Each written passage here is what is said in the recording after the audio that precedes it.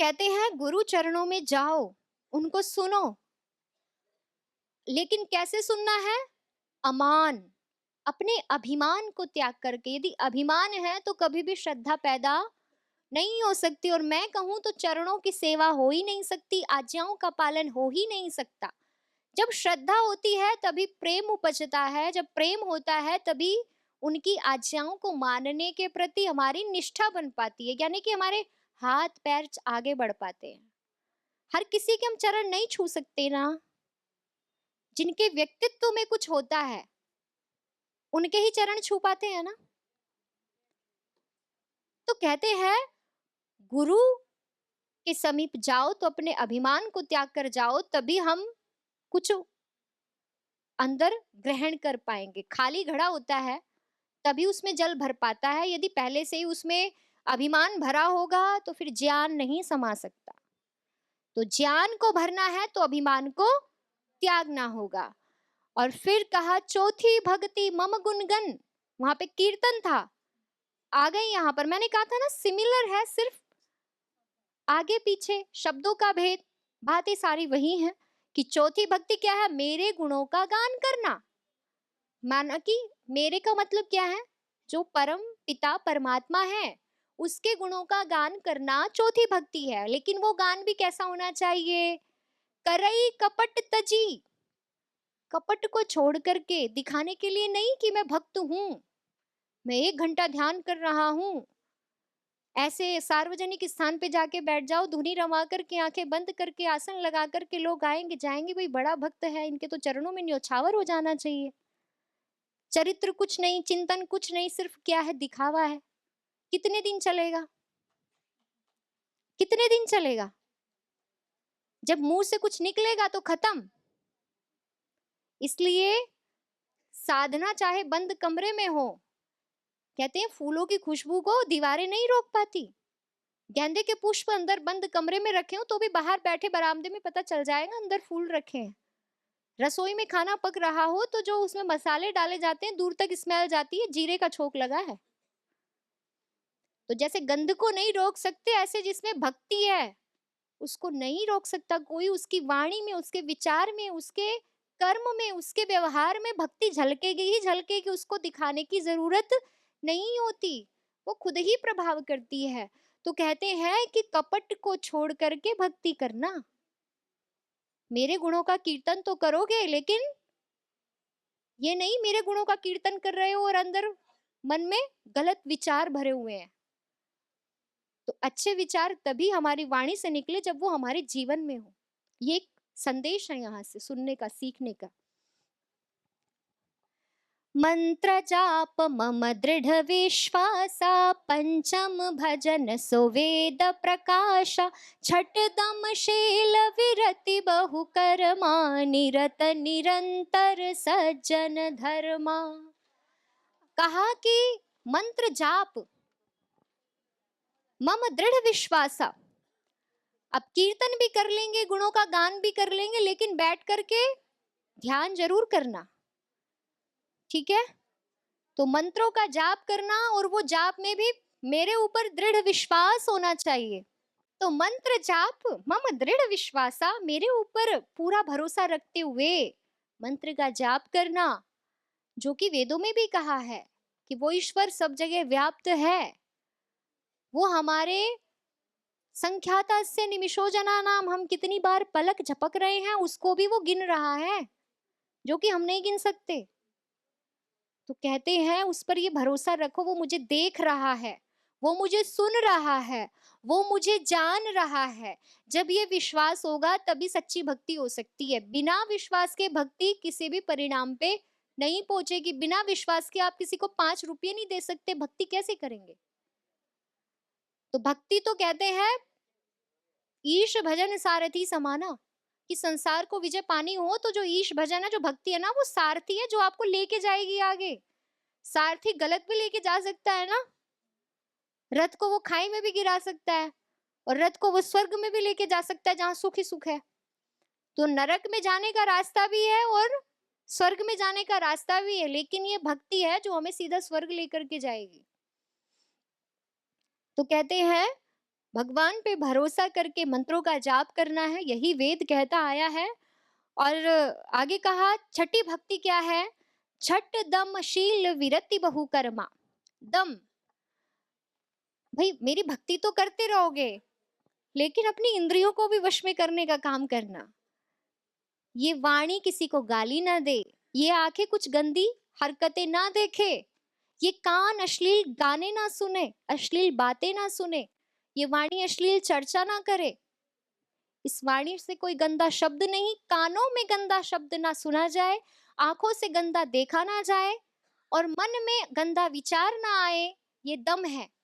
तो कहते हैं ये छठी भक्ति है। जब तक व्यक्तित्व को निखारेंगे नहीं, तब तक भक्ति भी परिणाम पे नहीं जाएगी। तो पहले तो अपने गुणों पे काम करना पड़ेगा, दुर्गुण छूटेंगे तब भक्ति में विश्वास पैदा होगा। तो कहते हैं इंद्रियों पर नियंत्रण रखना और शील को, शिष्टता को। भाई मैं भक्त तो हूं, कोई आया तो उसको पानी भी नहीं पूछ रहा क्योंकि मेरी भक्ति चल रही है। वो जो सामने आके बैठा है वो भी तो प्रभु का ही रूप है ना, उसका सत्कार करेंगे तो भगवान की पूजा हो जाएगी, अर्चन हो जाएगा। तो भगवान समय को नहीं देखता है, समय तो हमारे लिए है, एक काम चलाने के लिए। भाई अब सोना है, इतने समय उठना है, जगना है। भगवान के लिए तो हर प्रहर भगवान का है, हर क्षण भगवान का है। तो वो तो सीमाओं से जो परे, वो मैं सीमाओं में कैसे बांधेगा बताओ? सीमाएं तो समाज ने बनाई है ना, वो असीम है। उसे तो हर समय हमें अपने चिंतन में रखना है। हम प्रभु को याद रखते हुए कि प्रभु आज आप इस रूप में आए हो, मैं आपको जल प्रदान करने का मुझे सौभाग्य प्राप्त हुआ है। इस भाव से हमें सामने वाले का सत्कार करना है, सामने वाले को नमस्कार करना है कि सामने आने वाला प्रभु का रूप है। तो मौका मत जाने दीजिए। हर व्यक्ति में जब प्रभु दिखेगा तो सबके प्रति सत्कार होगा, ईर्ष्या नहीं होगी, ना ही घृणा होगी। ईर्ष्या और घृणा का वर्णन किसी वेद में नहीं है, किसी पुराण में नहीं है, किसी शास्त्र में नहीं है। ये तो हमारी उपज है, हमारे विकारों का रूप है। तो कहते हैं कि शील को अपने अंदर, शिष्टता को अपने अंदर, सत्कार को अपने अंदर धारण करना है। विरति, वैराग्य का भाव। यदि हमें मोह हो गया तो फिर तो पार्शियलिटी आएगी ही आएगी, पक्षपात होगा ही होगा। जिससे मोह होगा उसमें सब कुछ, उसके लिए हम मरने को तैयार होंगे, और जिससे मोह नहीं होगा वो भाड़ में जाए। वो हमारे सामने रो रहा है, भूखा बिलख रहा है, कोई दया नहीं आएगी। और जिससे मोह होगा वो भूखा भी नहीं है, उसे खिला खिला के मारेंगे। सही है ना? यही तो होता है ना मोह में। बैठा है और खा ले, नहीं मेरा पेट भर, अरे और खा ले और खा ले, और कौन खाएगा, तेरे लिए तो बनाया है। यही होता है ना। तो कहते हैं वैराग्य का भाव। संसार में सब को प्रभु देख रहा है, मेरा दायित्व है। आचार्य जी ने कहा था ना, एक बार जरूर कहो खा लीजिए। नहीं खाता है आपका, वो हो सकता है वो उसको आपसे घृणा हो रही हो, क्या पता। आप मोह ग्रसित है, हो सकता है उसमें मोह ना हो, तो दुख होगा ना। तो कहते हैं इस प्रकार के लौकिक दुखों से बचना है तो मोह छोड़ दो, सबको समान समझो। देखो, एकाग्रता अपनी होती है। मैं अकेला हूं, मैं संसार में अकेला आया हूं। ट्विंस भी होते हैं, वो भी थोड़ा सा आगे पीछे आते हैं, ठीक है। उनके भी विचार संस्कार अलग अलग होते हैं, अलग बुद्धि होती है, सोच अलग होती है। कोई उठ रहा है तो उठने दीजिए, कोई जरूरी काम हो सकता है, कुछ भी जरूरी हो सकता है, कोई शारीरिक पीड़ा भी हो सकती है किसी भी प्रकार की, कोई आवेग हो सकता है। तो मत, ना तो उन पे हंसना है, ना उनका तिरस्कार करना है, उनको समझना है। कहते हैं धर्म का सार क्या है? आत्मना प्रतिकूलानि परेशान समाचरित, कि जो मुझे अच्छा नहीं लगता वो मैं दूसरों के साथ ना करूं। मुझे नहीं अच्छा लगता कोई मुझ पर हंसे। मुझे इस समय जरूरी लगा कि मैं उठ करके मुझे जाना पड़ रहा है किसी किसी वजह से, वजह अच्छी जेन्युइन भी हो सकती है ना। हर कोई तुम्हें नहीं बताएगा मैं किस लिए जा रहा हूँ, और जानना भी क्यों है। देखो, विद्या का ग्रहण स्वयं के लिए ही है ना। यदि कोई उसको तिरस्कार के भाव से छोड़ के जा रहा है कक्षा को, तो भी उसके लिए इसका कोई अर्थ नहीं। वो यहाँ बैठा रहेगा तो भी कमरे के बारे में सोचेगा, तो रोक के क्या करना है, ठीक है ना।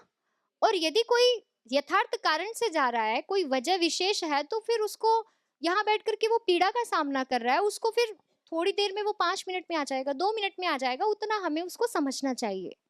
यही तो अपने खुद के लिए भी तो यही चाहते हैं ना, कि कोई हमें समझे, कोई हमें समझने वाला नहीं है। हर घर में हर व्यक्ति का यही रोना है, पर हम कितना समझ रहे हैं, ये भी तो सोचना है ना। तो कहते हैं धर्म को यदि तुम जानना चाहते हो, सारे वेदों का, सारे शास्त्रों का एक ही सार है, सारे धर्मों का एक ही सार है, आत्मना प्रतिकूलानि, जो आपकी आत्मा को पसंद नहीं है वो दूसरों के साथ मत कीजिए। तो अपनी एकाग्रता बना के रखिए। यदि आपको कक्षा में पढ़ना अच्छा लग रहा है तो आप पढ़िए। कोई जा रहा है आपके पास से बैठ कर के, जैसे मैच देखते हैं ना, कौन पानी लेने गया नहीं ध्यान जाता ना, या फिर कुछ मूवी देख रहे हैं, बेटे को प्यास लग रही है, वो 4 बार कह रहा है पानी चाहिए, पानी चाहिए। बेटा रुक जा, अभी 5 मिनट रुक जा, अभी मेरे को ध्यान एकाग्र है, उसको भंग मत कर। है ना? कोई सीन ऐसा चल रहा है आप नहीं छोड़ना चाहते, तो वो एकाग्रता विद्या के प्रति भी हो, वो एकाग्रता सत्संग में सज्जनों को सुनते हुए भी होनी चाहिए। कौन जा रहा है नहीं पता चलना चाहिए। तो कहते हैं कि अपनी इंद्रियों पर संयम और सत्कार की भावना, ये छठी प्रकार की भक्ति है। अब सातवीं भक्ति, सात व सम मोहि माया जग देखा, मोते संत अधिक कर लेखा। ये पराकाष्ठा देखिए कि एक प्रभु की भी ये आज्ञा होती है कि मुझसे भी ज्यादा उन सज्जनों को देखो जो तुम्हें मेरे तक पहुंचने का रास्ता बता रहे हैं। मोते संत अधिक करी लेखा, और मोहि मय सब जग देखा, मैं सब में हूं। जिसका मैं तिरस्कार कर रहा हूं उसमें भी वो प्रभु है, जिसका मैं सम्मान कर रहा हूं उसमें भी प्रभु है। मुझे तो बस यही देखना है ना, तभी तो सातवीं भक्ति घटित होगी। तो किसी पे हंस रहे हैं तो भगवान पर हंस रहे हैं। आया विचार? अब आ जाएगा, पढ़ लिया ना। भगवान को सब में देखना है। यदि उसके प्रति प्रेम है तो जो उठ के जा रहा है उससे भी प्रेम होगा ना। तो प्रेम में क्या किसी का तिरस्कार होता है? नहीं होता, वहां पे सिर्फ सत्कार शेष रहता है। तो कहते हैं प्रभु को सब में देखना है, और जो प्रभु तक पहुंचाने वाले हैं कहते हैं उनको अत्यंत सम्मान और सत्कार की दृष्टि से देखना है। आठव जथा लाभ संतोषा, सपने हूँ नहीं देख ही पर दोषा, नवम सरल सब सन छलहीना, मम भरोस ही हर्षन दीना। आठवीं भक्ति है जथा लाभ संतोषा। संतोष को सबसे बड़ा सुख माना गया है। सारी संसार में जितनी भी पीड़ाएं हैं वो असंतोष के कारण है। मुझे अधिक सम्मान नहीं मिला, मुझसे ज्यादा सामने वाले को मिल गया, असंतोष। मेरे पास इतना ही धन है, मेरे पड़ोसी के पास इतना अधिक है, असंतोष। मेरे 25 नंबर आए हैं, मेरे साथी के 28 नंबर आ गए, असंतोष। तो किसी भी दुख के मूल में जाओगे तो कारण देखो ना, परिणाम क्यों देख रहे हो? मेरे पुरुषार्थ में कमी हो सकती है। इस जन्म में हमने ठीक है रात दिन एक करके पढ़ाई की, इस जन्म में रात दिन करके हमने धन कमाया, फिर भी पड़ोसी की बराबरी नहीं कर पाए। लेकिन जो बुद्धि उसने पिछले जन्मों में परिष्कृत की थी वो अब उसके काम आ रही, वो बुद्धि के बाण से सबको जीत रहा है, बुद्धि से नई नई योजनाएं लगा रहा है, काम में लेके आ रहा है, उसके पास धन इसलिए ज्यादा कमाया जा रहा है। वो बुद्धि हम परिष्कृत कर लेंगे तो हम भी उससे ऊपर भी जा सकते हैं। उसकी बराबरी क्यों करनी है? बराबरी किस किस से करेंगे आप सोचिए ना। सिर्फ हम जितने दायरे में देख पाते हैं उन लोगों से बराबरी करते हैं, उससे ऊपर और उससे नीचे भी तो लोग हैं, उनको क्यों नहीं देखते हैं? तो इसका मतलब असंतोष का तो कोई कारण बचा ही नहीं ना, हमारी वो तो छोटी सोच है। तो बस उसी को ठीक करना है। कहते कि जितना आपके पास सामर्थ्य है, हमारे पास सामर्थ्य है, हमने जितना पुरुषार्थ किया है उससे हमें जो प्राप्त हुआ है, और जिससे हमारा शरीर भी चल पा रहा है, हमारे सर के ऊपर छत भी है, हम भोजन भी कर पा रहे हैं, तो फिर आपको असंतोष में जीने की, जबरदस्ती दुखों में पड़ने की क्या जरूरत है? परमार्थ करो। श्रद्धेय स्वामी जी 2 वस्त्रों में रहते हैं, कभी आपने उनको ऊनी वस्त्र पहने हुए देखा? और हम क्या देखते हैं, उसकी स्वेटर अच्छी लग रही है, वो इतने हजार की आई है, मेरे पास तो एक ही है, मेरे पास 2 ही है, मुझे भी ये वाली चाहिए। चप्पलें, हर चीज, एक एक वो चीज जो हमारे शरीर को हम सजाने में प्रयोग कर रहे हैं, उनका उनके लिए कोई अर्थ है क्या? नहीं है ना, क्योंकि उन्होंने छोड़ दिया। तो छोड़ने में ही सुख होता है, यही संतोष है। और छीनते जाओ संसार से या छीनने की इच्छा करते रहो, मुझे ये मिल जाए, मुझे वो मिल जाए, तो कभी सुख नहीं मिल सकता। हाथ में सिर्फ क्या आएगा? क्या आएगा? निराशा, दुख। और जीवन की जो तहस नहस हुई है, जो प्रभु से अलगाव हुआ है, अलगाव, भगवान के भजन का टाइम नहीं है भाई। मंदिर में दीपक नहीं जला सकते हम लोग जाकर के, घर में दीपक जलाने का टाइम नहीं होता लोगों के पास। सुबह को चाहे 8 बजे तक सो ले, लेकिन जो 4 बजे उठता है, अपना घंटों ध्यान करता है, उसके लिए बहाना चलेगा क्या? नहीं चलेगा। तो भक्ति और गुणों को अपनाने का जो एक आग्रह होता है, वो व्यक्ति का स्वयं का होता है। उसके आगे कुछ भी नहीं मतलब ठहरता। सांसारिक प्रपंच, सांसारिक प्रलोभन सब छिछले पड़ जाते हैं, सब थोथे पड़ जाते हैं, या मैं कहूँ मतलब निराधार सिद्ध हो जाते हैं जब हमारे अंदर चाह जगती है किसी अच्छे चीज को अपनाने की। आप सब यहाँ आए हैं, आप 500 है संख्या में, आपसे पहले बैच में भी 500 लोग थे, लेकिन आपके नेपाल में या हमारे भारत देश में कितनी महिलाएं होंगी जो घर धंधों से एक 5 मिनट नहीं निकाल सकती? सोचिएगा आप भी वही शरीर लेके घूम रहे हैं, आपका भी घर परिवार है, लेकिन आपके अंदर एक संकल्प शक्ति है ना कि भाई अब हमें कुछ करना है। यही तो कारण है कि आप सब यहाँ बैठे हैं। यही फर्क होता है। जैसे जैसे ये इच्छा बलवती होती जाएगी, पता नहीं हम क्या कहाँ पहुंच जाएंगे। अभी तो हम यहाँ करके बैठे हैं, जब ये और अधिक बढ़ेगा, इसके साथ हमारा स्वाध्याय, हमारा ज्ञान, हमारी बुद्धि बढ़ जाएगी, तो पता नहीं हम कहाँ बैठे होंगे। तो ये होता है अच्छाई का परिणाम। जो व्यक्ति अपने आप अच्छाइयों को अपनाता है ना, वो सच में हर अच्छी चीज के लिए समय निकालने लगता है। और जहां पर हमें वो करने के लिए कहा जाता है, तब तक हमें बहाने मिलते रहते हैं। ठीक है, तो कहते हैं कि जथा लाभ संतोष करो और सपने हूं नहीं देखई पर दोषा। सपने में भी किसी दूसरे के दुर्गुणों को नहीं देखना है। दृष्टि जब तक दूसरों पे रहेगी, हम सुधर नहीं सकते। जब दृष्टि अपने पे होगी, तभी पता चलेगा ना मेरे में क्या कमी है, मुझ में क्या दोष है, क्या दुर्गुण है। मतलब क्या तो हमारे पास कुछ भी करने का समय नहीं है? क्या हम दिन भर बैठ कर के उसके घर में क्या चल रहा है, किसके साथ क्या हो रहा है, क्या लड़ाई, क्या झगड़े, पड़ोसियों की गाथा ही गाने में लगे हुए हैं, अपने घर की गाथा का कुछ नहीं पता है। तो कहते हैं कि यदि आपको अपने अध्यात्म में गति करनी है, तो खुद पे ध्यान देना होगा ना। तो खुद पे ध्यान दोगे तो दूसरे पे ध्यान देने का समय मिलेगा क्या? नहीं मिलेगा। तो भक्ति में आगे बढ़ने के लिए जो महत्वपूर्ण बात बताई है, वो बताई है कि दूसरों के दुर्गुणों को नहीं, स्वयं के दुर्गुणों को देखना चाहिए। आगे कहा नवमी भक्ति क्या है? सरल सब सन छलहीना। नवमी भक्ति है कि सब सरल हो जाए।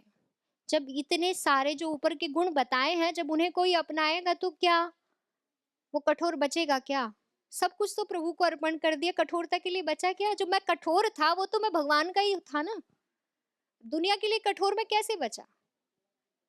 मेरी सारी कठोरता, मेरी सारी बुराइयां, सारे अवगुण तो मैंने भगवान के चरणों में रखे ना, इनको मिटाए। अब भगवान मिटा चुका है तो मैं कठोर कहाँ बच सकता हूँ?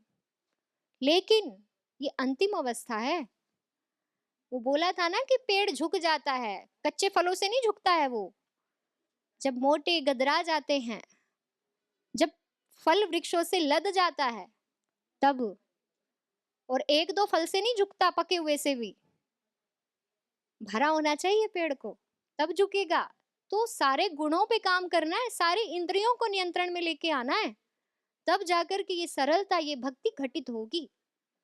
तो कहते हैं कि सब सरल हो जाए, और कहते हैं कि मम भरोस ही है हर्ष न दीना। गीता में भी श्री कृष्ण बार बार यही बात कहते हैं कि माँ शुचा, शोक मत कर। यदि तूने मुझे खुद को सौंप ही दिया है, तो इसका मतलब यदि तू अभी भी दुखी हो रहा है तो तू अभिमान कर रहा है, तुझे मुझ पर भरोसा ही नहीं है। तो जब भगवान को सौंप दिया तो फिर दुखी और सुखी क्या है? वो तो सब उसी का ही है ना, वो खुद देखेगा। मैं दुखी हो रहा हूँ, मेरे घर में आग लग गई, वो भी तो देख रहा है ना। उसने एक घर में आग लगाई है, उसने 2 घर तैयार करके रखे हमारे लिए, हमें नहीं पता। पर तो कोई भी विषम परिस्थिति हो, हमें दुखी नहीं होना। और जब हमें कोई आलीशान बंगला मिल जाए तो सुखी भी नहीं होना, क्योंकि वो पल में छीन भी सकता है। पता नहीं भगवान की क्या इच्छा रही होगी कि मुझे इतने आलीशान बंगले में पहुंचा दिया, ला करके बिठा दिया। क्या दिखाना चाह रहा है कि मैं इसको करके अभिमान करता हूँ क्या, और फिर वो मुझे नीचे पटकेगा, जा भाई अभी तू लायक नहीं है इसके, है ना। यही तो परीक्षा होती है भगवान की, कभी हमें दुख में डालेगा, कभी हमें अत्यंत सुख की स्थिति में पहुंचा देगा। पर भगवान चाहता है कि हमें विचलित नहीं होना, वही हमारी परीक्षा में उत्तीर्ण होना है। हर व्यक्ति उत्तीर्ण होना चाहता है ना। तो भगवान की परीक्षा में उत्तीर्ण होने के लिए यदि हमें खुद को परिपक्व बनाना है तो वो इसी रूप में बनाना है कि दुख आए तो हीन भावना से ग्रसित नहीं होना है, और सुख आए तो अभिमान से ग्रसित नहीं होना है। सब प्रभु की कृपा मान करके जितना समय जिस चीज के लिए वो निर्धारित कर रहा है उसको उसी भाव से भोगना है। विरक्ति एक ही प्रकार की होती है, उसमें उतार चढ़ाव नहीं होते हैं कि भाई आज वैराग्य बढ़ गया, आज वैराग्य खत्म हो गया। स्वामी जी एक ही वस्त्र पहनते हैं, उसमें कोई रंग बिरंगा नहीं होता है। वो हर रोज योग कराते हैं, कोई छुट्टी नहीं होती है। There is no any option. वैराग्य में कोई ऑप्शन नहीं होता, छोड़ दिया तो छोड़ दिया, फिर कोई चीज नहीं है जो उसको हमें वापस उड़ा सके, यानी कि दुर्गुणों को हम पर थोप सके, क्योंकि हमने अपनी मर्जी से छोड़े हैं। छोड़ी गई चीज जो हमने उल्टी की है उसको कोई देखना चाहता है क्या? तो एक वैराग्य इसी भाव से दुर्गुणों को त्यागता है कि ये मेरे लिए बहुत खतरनाक चीज है। तो उन खतरनाक चीजों को, उन खतरनाक दुर्गुणों को, विकारों को अपने जीवन से जो निकाल के फेंक देगा वो सरल हो जाएगा। वो भगवान को खुद को सौंप करके ना दुखी होगा ना सुखी होगा, ना फूलेगा ना फूटेगा। फूलते कब है? जब हवा भर जाती है। फूटते कब है? जब हवा बिल्कुल निकल जाती है। तो कहते हैं ना फूलना है ना फूटना है, जितने हम मध्यम रहेंगे ना उतना गुब्बारा ज्यादा दिन चलता है। ठीक है। तो हम खुद ही अपने जीवन को दुखों में डुबोते हैं, हमें खुद ही संभलना है, इतना हमें भक्ति को पढ़ करके पता चला है। तो कहते हैं कि ये तो 9 प्रकार की भक्ति हो गई। तो कहते हैं इनमें से जो कोई एक भी गुण किसी मनुष्य के अंदर होता है, कोई एक भी भक्ति का सहारा लेता है, तो कहते हैं कि वो उस प्रभु को पा लेता है, प्रभु को पा लेता है। मत देखिए ना कौन जा रहा है, कितनी बार कहूं, जा रही है, क्यों जा रही है ये भी आप जानते हैं, पर देखना जरूर है। पता नहीं कौन सी बात मिस हो जाएगी उनको नहीं देखा तो। कहते हैं कि मम दर्शन फल परम अनूपा, जीव पावन निज सहज स्वरूपा, कि जो इन भक्ति को अपनाता है वो मेरा दर्शन कर पाता है और वो खुद भी सहज स्वरूप वाला हो जाता है। जो उसका सत्य स्वरूप है, नित्य शुद्ध बुद्ध विकारों से मुक्त, वो उसको पा जाता है। तो ये सब कब होता है? जब दिखावा नहीं होता है, जब हम यथार्थ में भक्ति करते हैं। परिणाम तो तभी सही निकलेगा ना। फिर हम बैठ करके सोचते रहे मैं तो इतनी बार मालाएं जपता हूँ तब भी कुछ नहीं हो रहा है, इसका मतलब अभी भाव अधूरा है। भक्ति तो कर रहे हैं लेकिन वो निष्ठा नहीं है। वो कभी रसोई में चला जाता है, कभी वो नीचे बगीचे में चला जाता है, कभी गेट पर कौन आया उस पर चला जाता है। तो कुछ तो होता है। अब कक्षा में बैठे हैं, वहां कौन जा रहा है, वहां चला जाता है। ठीक है। तो एक बार इनको बोलेंगे, नवधा भगति कहूँ तो ही पाही, सावधान सुनु धरु मन माही, प्रथम भगति संतन कर संगा, दूसरी रति मम कथा प्रसंगा, गुरुपद पंकज सेवा, तीसरी भक्ति अमान, चौथी भगति मम गुणगन, करई कपट तजि गान। मंत्र जाप मम दृढ़ विश्वासा, पंचम भजन सुवेद प्रकाशा। छठ दम शील विरति बहु कर्मा, निरत निरंतर सज्जन धर्मा। सात वसम मोहिमय जग देखा, मोते संत अधिक कर लेखा। आठव जथा लाभ संतोषा, सपने हूँ नहीं देखहि पर दोषा। नवम सरल सब सन छलहीना, मम भरोसहि हर्षन दीना। नवमे कहु जिन्ह के होई, नारी पुरुष सचराचर कोई। सोई अतिशय प्रिय भामिन मोरे, सकल प्रकार भगति दृढ़ तोरे। मम दर्शन फल परम अनुपा, जीव पाव निज सहज स्वरूपा। ठीक है, ये आपने नवधा भक्ति पढ़ी।